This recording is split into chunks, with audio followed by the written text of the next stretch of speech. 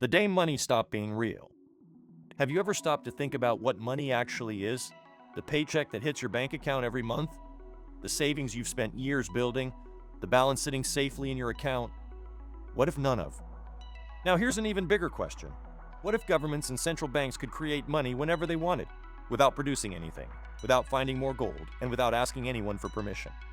And what if they could quietly reduce the value of the money you already own, while convincing billions of people that everything is perfectly normal? It sounds like something straight out of a conspiracy theory, but it isn't. It's simply the financial system we live in today, and the moment everything changed happened decades ago, while most of the world barely noticed. The date was August 15th, 1971. It was a quiet Sunday evening in the United States. Regular television programming was suddenly interrupted. President Richard Nixon appeared on screen to deliver what seemed like an ordinary economic announcement. His tone was calm, measured, almost reassuring. He explained that the United States would temporarily suspend the dollar's convertibility into gold. To most people watching, it sounded like a technical decision, nothing more. But in reality, those few minutes would reshape the global financial system forever. For decades, foreign governments had been able to exchange US dollars for physical gold. After Nixon's announcement, that promise was gone.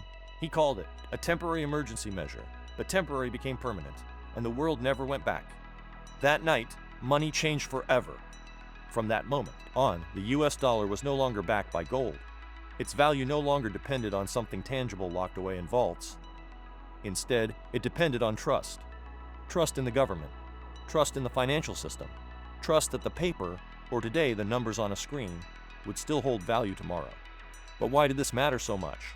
To answer that, we need to go back a little farther. After World War II, much of the global economy lay in ruins. Countries needed a new financial system, one that could restore confidence and stabilize international trade. That system became known as the Bretton Woods Agreement. Its idea was surprisingly simple. Most of the world's major currencies would be linked to the US dollar, and the US dollar itself would be tied. D to gold. 1 ounce of gold was fixed at $35. As long as that promise remained intact, the system worked remarkably well. Businesses could trade with confidence. Countries knew what their currencies were worth. Inflation stayed relatively stable. Most importantly, money represented something real. It wasn't just paper, it stood for a tangible asset that couldn't see. MEP be created overnight. For years, the system brought stability to the global economy. But stability can be expensive.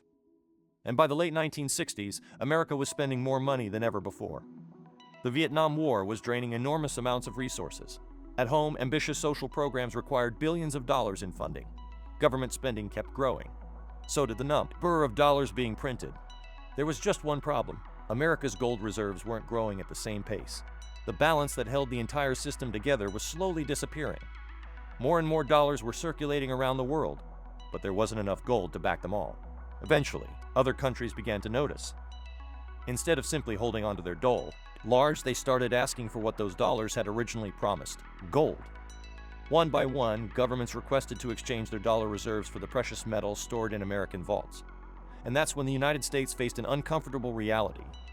If everyone asked for their gold, there simply wouldn't be enough. The promise could no longer be kept, so rather than admitting the system was breaking apart, the rules were changed. That was the real reason behind Nixon's announcement. Instead of honoring the original agreement, the connection between money and gold was quietly severed. The next morning, life looked exactly the same. People went to work, stores opened as usual, paychecks arrived, no one flooded the streets in produce. To the average person, nothing seemed different. But beneath the surface, one of the biggest transformations in financial history had already taken place. For the first time in modern history, the world's financial system rested almost entirely on confidence. Not scarcity, not gold, not anything you could physically hold, just belief. And history has shown us something fascinating. Whenever a system depends entirely on trust, that trust eventually gets tested. The real question is, was 1971 the first time humanity had made this mistake? Not even close. Long before America, long before modern banks, entire civilizations had already discovered what happens when money loses its connection to real value, and every single one of them paid the price. History's oldest financial trick. At first, it might seem like what happened in 1971 was completely unprecedented.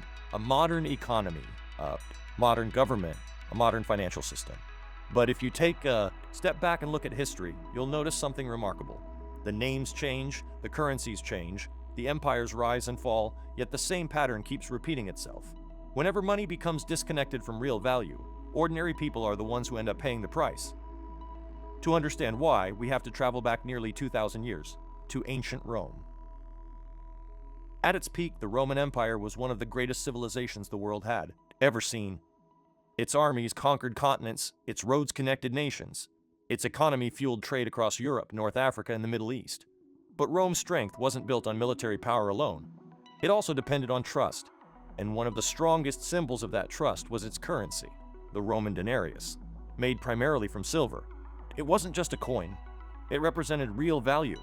People accepted it because they knew exactly what it contained. If someone paid you with a silver coin, you knew you were holding actual silver. That certainty kept commerce moving. It encouraged saving. It created confidence. For a long time, the system worked. But empires are expensive. As Rome expanded, so did its problems. Wars became more frequent. Armies became larger. Palaces became grander. Public spending kept climbing. Eventually, the empire found itself facing the same question every government has faced throughout history. How do you pay for a future you can no longer afford? There were only two options: raise taxes or create more money. And just like many governments before and after them, Rome chose the easier path. During Emperor Nero's reign, something subtle began to happen. The silver content inside each denarius was quietly reduced. From the outside, nothing had changed.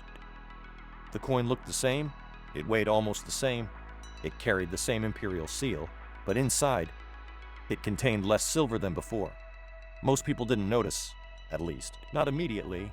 With less silver in every coin, the government could produce more coins using the same amount of precious metal. On paper, it looked like a brilliant solution.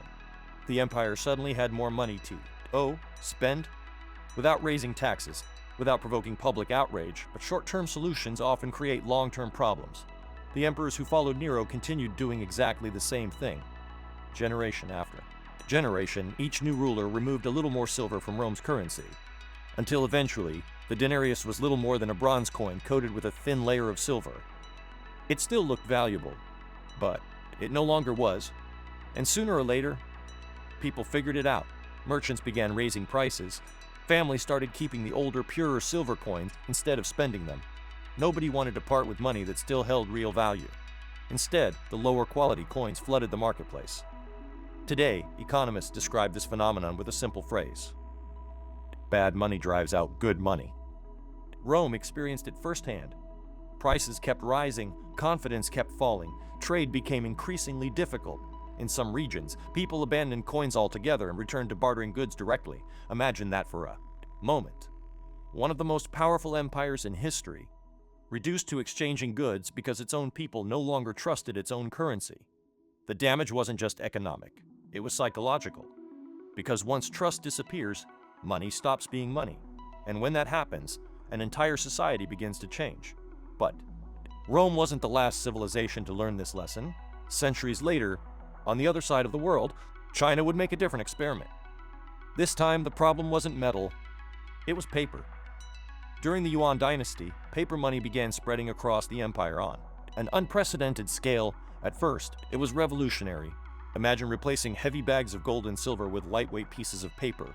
Trade became easier, travel became safer. Business expanded faster than ever before. It felt like the future had arrived. And, for a while, it truly worked. But then came the same temptation that has followed governments throughout history. Why collect more taxes when you can simply print more money? The printing press's star. Ted running day and night. More notes entered circulation. Government spending increased. Initially, everything appeared fine. Markets stayed busy. People kept spending. The economy looked healthy, but appearances can be deceiving. As more money flooded the system, each individual note became worth a little less. Prices began creeping upward, then climbing faster. Before long, merchants no longer wanted to accept paper currency. Not because it looked different, but because they no longer believed it would hold its value. Confidence disappeared. Inflation spiraled. And eventually, the entire system collapsed under its own weight. Now take a step back and look at both stories. Ancient Rome, Imperial China, different continents, Different cultures, different centuries, yet somehow exactly the same ending.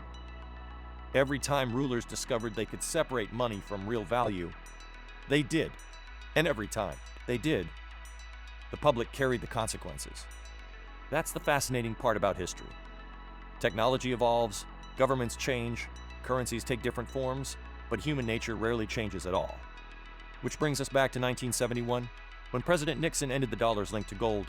Was the world truly entering a new era, or was humanity simply repeating a story it had already told countless times before? Because unlike Rome, and unlike Imperial China, the US dollar wasn't just another national currency. It had become the foundation of the global financial system. And once that foundation changed, the rest of the world changed with it. The world built on debt. When Nixon announced that the US dollar would no longer be backed by gold, the world didn't fall apart overnight. The next morning, people still went to work. Stores opened as usual. Paychecks landed in bank accounts. Life looked exactly the same. But beneath the surface, something had fundamentally changed for the first time. In modern history, money no longer depended on a finite resource. It depended almost entirely on confidence. Confidence that governments would manage it responsibly. Confidence that central banks would protect its value. Confidence that tomorrow's dollar would still be worth something. And with that shift came a kind of financial power the world had never seen before. Because once money was no longer tied to gold, there was no natural limit to how much could be created. Think about that for a moment. Before 1971, creating more money meant having more gold. After 1971, it simply required a decision. If the economy slowed down, more money could be injected. If unemployment increased, interest rates could be lowered. If a crisis hit, governments could borrow more, spend more, and central banks could create even more liquidity. At first, it felt like a breakthrough. Businesses gained easier access to credit. Families could buy homes with affordable mortgages. Companies expanded faster. Consumer spending increased. Economic growth accelerated. It seemed as though prosperity had become easier to achieve. But there was an important difference. The economy wasn't necessarily producing more real wealth. It was producing more money. And those two things aren't the same. Imagine a small town with 100 loaves of bread. Now imagine everyone's income suddenly doubles overnight. Sounds great. Except the town still produces only 100 loaves. The amount of food hasn't changed, only the amount of money chasing it. What happens next? Prices begin to rise, not because bread became more valuable, but because money became less scarce. That's one of the simplest ways to understand inflation. It's not always that things become more expensive. Sometimes money simply buys less than it used to. The world experienced exactly that during the 1970s. High inflation became a global problem. Energy crises shook economies. Prices climbed rapidly. Savings lost purchasing power. For many people, it was the first real reminder that money itself could lose value. Eventually, central banks responded. Interest rates were raised. Inflation slowed. By the 1980s and 1990s, it seemed as though stability had returned. Markets recovered. Technology boomed. Global trade expanded. Stock markets reached new highs. Optimism was everywhere. A new belief began to dominate economic thinking, the idea that central banks could carefully steer the economy, almost like an engineer adjusting the controls of a machine. Lower interest rates when growth slows, raise them when inflation gets too high, step in during recessions, step back during recoveries. On paper, it sounded like the perfect system, and for a while, it appeared to work. But beneath every period of growth, another trend was quietly taking shape. Debt. More debt than the world had ever seen before. Governments borrowed, corporations borrowed, families borrowed, entire economies became increasingly dependent on credit.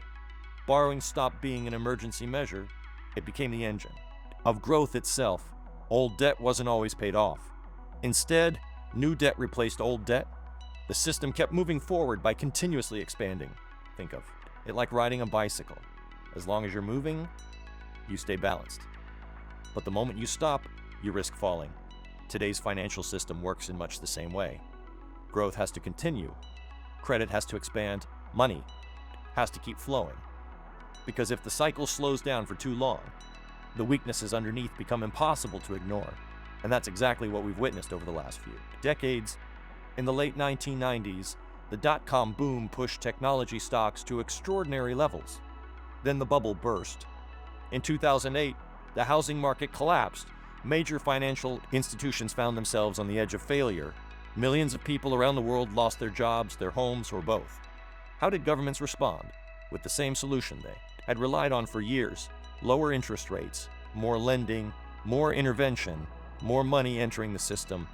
Then came 2020. The global pandemic brought economies to a standstill.